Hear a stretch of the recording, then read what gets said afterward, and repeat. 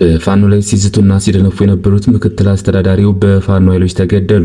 ኢሳያስ አፈወርቂ ከሀገር ይኮበልላሉ። ቲቦር ናጂ የቀድሞው የአሜሪካ አምባሳደር ሻዕቢያን ነክሰው ይዘዋል። ዛሬ ደግሞ ፕሬዝዳንት ኢሳያስ አፈወርቂ እንደ ኮሎኔል መንግስቱ ኃይለማርያም ፈርጥጠው ከሀገር ይወጣሉ፣ ይህም በቅርብ ይሆናል ሲሉ አስጠንቅቀዋል። 10 አለቃ ኤፍሬም አጥናፍ ብርጌድ ችጓሌ ከተማን ተቆጣጥረዋል። አገዛዙ በንጹሃን ላይ በፈጸመው የሞርተር ጥቃት በ9 ዓመት ታዳጊ ሕፃን ልጅ ከፍተኛ የአካል ጉዳት አደረሰ።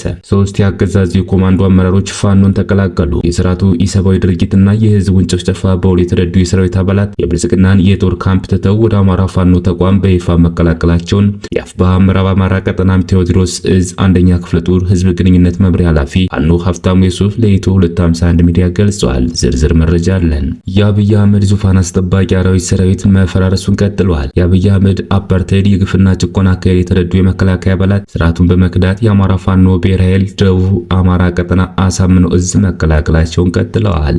የአማራ ፋኖ ብሔራዊ ኃይል ምስራቅ አማራ ቀጠና ሚኒሊክ እዝ አመራሮች ምርኮኞችን ጎበኙ።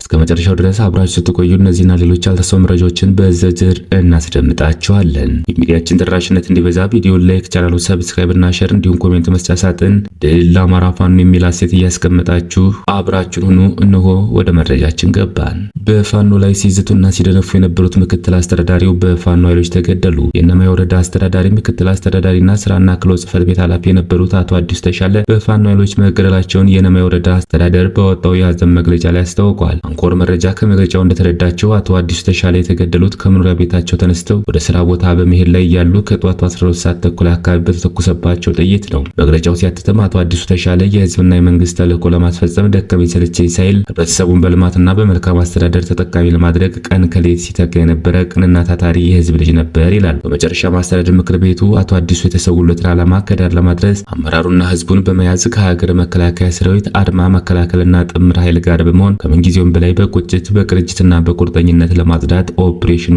ይቀጥላል ብለዋል። የፋኖ ኃይሎች በበኩላቸው እኛ መንግስት ነን፣ እነሱ የኬላ ሌባ ናቸው፣ አንገታቸውን አንጠልጥለን ነው የምናመጣቸው ሲል ዘልፎናል ያሉትን የመንግስት አመራር መግደላቸውን አስታውቀዋል። ኢሳያስ አፈወርቂ ከሀገር ይኮበልላሉ። ቲቦር ናጂ የቀድሞ የአሜሪካ አምባሳደር ሻዕቢያን ነክሰው ይዘዋል። ዛሬ ደግሞ ፕሬዝዳንት ኢሳያስ አፈወርቂ እንደ ኮሎኔል መንግስቱ ኃይለማርያም ፈርጥጠው ከሀገር ይወጣሉ፣ ይህም በቅርብ ይሆናል ሲሉ አስጠንቅቀዋል። የአሰቡ ዘመቻ ከተጀመረ ኢሳያስ ከስልጣን ይወገዳሉ የሚል ትንተና እየተሰጠ ባለበት በዚህ ወቅት አምባሳደሩ ያሰሙት ጉዳይ ሻዕቢያን ያስደነገጠና ያሸበረ ሆኗል። ከዚህ በተጨማሪም ከጸረ ሻዕቢያ ቡድኖች ጋር አምባሳደሩ በአሜሪካ እንደመከሩም ታውቋል። ይህ ቀድሞ በኢትዮጵያ አሜሪካ አምባሳደር የሆኑት ቲቦር ናጂ የአስመራው መንግስት የተመለከተ አነጋጋሪ አስተያየቶችን መስጠት ቀጥለዋል። ከዚህ ባለፈም ከጸረ ሻዕቢያ ከሆኑ ድርጅቶች ጋር ያላቸውን ግንኙነት ይበልጥ እያሳደጉ ይገኛሉ። አምባሳደሩ በትናንትናው ዕለትም ከብርጌድ ንሓመዱ የሰማያዊ ማዕበል ንቅናቄ መሪዎች ጋር በአሜሪካ መወያየታቸውን ይፋ አድርገዋል። ከሰማያዊ ማዕበል ንቅናቄ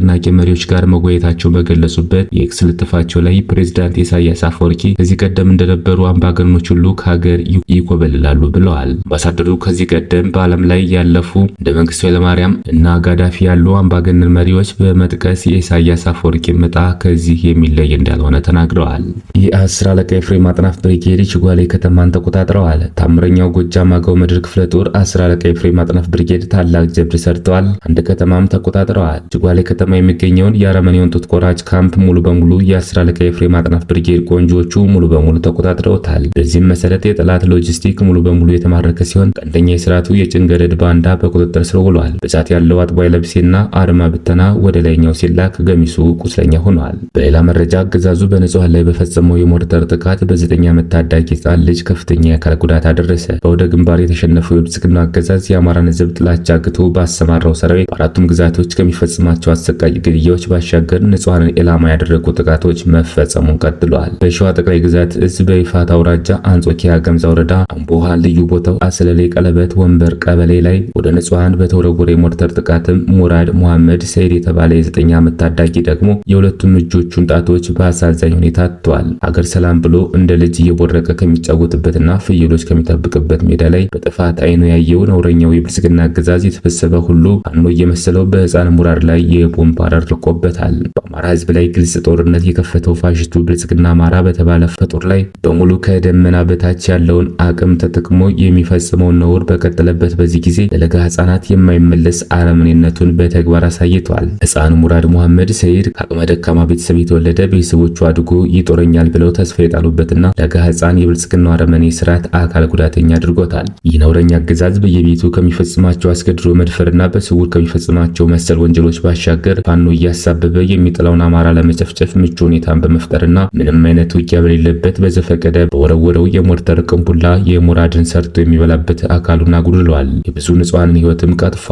አገዛዙ ከጊዜ ወደ ጊዜ በንጹሃን ላይ እየፈጸመው የሚገኘው አሰቃቂ ግድያዎችና ንጹሃንን ኢላማ ያደረገ በቀልና በደል ፋኖን ከቤቱ በቁጭት ያስወጡት የመታገያ ምክንያት በመሆናቸው የህፃን ሙራድን ሆነ ሌሎች ኢሰብአዊ ድርጊት የተፈጸመባቸው ወገኖቻችንና የተገፉ አማራዎችን በደል በፍትህና በነጻነት ለመቀየር እስከ መጨረሻው ድረስ ታምነን አምባገነኑን የብልጽግና አገዛዝ ለማስወገድ የምንታገለው መሆኑን እየገለጽ በመላው ዓለም የምትገኙ የአማራ ፋኖ ትግል ደጋፊዎች የስርዓቱን የአደባባይ ነውርና ይህንን አሰቃቂ የጦር ወንጀል ለዓለም መንግስታትና የሰብአዊ መብት ተሟጋቹ ድርጅቶች የማድረስና የማሳወቅ ቀላሉን ድርሻችሁ እንድትወጡ ለማሳሰብ እንወዳለን። ሸዋ ጠቅላይ ግዛት እዝ መሐመድ ቢሆነኝ ኮር ሚዲያና ኮሙኒኬሽን ክፍል 3 የአገዛዙ የኮማንዶ አመራሮች ፋኖን ተቀላቀሉ። የስርዓቱ የሰብአዊ ድርጊትና የህዝቡ ጭፍጨፋ በውል የተረዱ የሰራዊት አባላት የብልጽግናን የጦር ካምፕ ትተው ወደ አማራ ፋኖ ተቋም በይፋ መቀላቀላቸውን የአፋብኃ ምዕራብ አማራ ቀጠና ቴዎድሮስ እዝ 1ኛ ክፍለ ጦር ህዝብ ግንኙነት መምሪያ ኃላፊ ፋኖ ሀፍታሙ የሱፍ ለኢትዮ 251 ሚዲያ ገልጿል።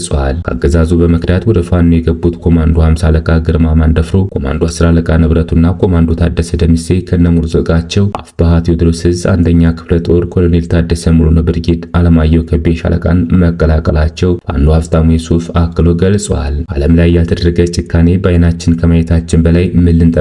የማንም ወንበር አስጠባቂ ሆነን በአማራ ህዝብ ላይ እንዲህ አይነት አስነዋሪ ተግባር ሲፈጸም አናይም። ከዛሬ ጀምሮ የትኛውም የሰው ፍጡር ጡት ከሚቆርጥ ስርዓት ጋር ሊፋለም ይገባል። የጓደኞቻችን አጥንታችንና የምንከሰክስለት ደማችን የምናፈስለት ግልጽ ዓላማ በሌለበት በየቦታው ከምንሞት ኑና ከህዝባችን ጎን ቁመን አብረን ሰው በላውን ስርዓት እንታገል ሲሉም መልእክት ማስተላለፋቸውን ፋኖ ሀፍታሙ የሱፍ አክሎ ለኢትዮ 251 ሚዲያ ገልጿል። የአብይ አህመድ ዙፋን አስጠባቂ አራዊት ሰራዊት መፈራረሱን ቀጥሏል። የአብይ አህመድ አፓርታይድ የግፍና ጭቆና አካሄድ የተረዱ የመከላከያ አባላት ስርዓቱን በመክዳት የአማራ ፋኖ ብሔራዊ ደቡብ አማራ ቀጠና አሳምነው እዝ መቀላቀላቸውን ቀጥለዋል። ሰሞኑን የአብይ አህመድ የግፍ አገዛዝ ያስጠላቸው የ84ኛ ክፍለ ጦር ራሱን መከላከያ ብሎ የሚጠራው የአራዊት ስብስብ አመራርና አባላት የአማራ ፋኖ ብሔራዊ ደቡብ አማራ ቀጠና አሳምነው እዝ ከስም ክፍለ ጦር ተስፋ ብርጌድን ተቀላቅለዋል። ከስርዓቱ የግፍ አገዛዝ በየጊዜው እየወጡ የፋኖ ኃይልን የሚቀላቀሉ የመከላከያ አባላት እየጨመረ መምጣታቸውን ተከትሎ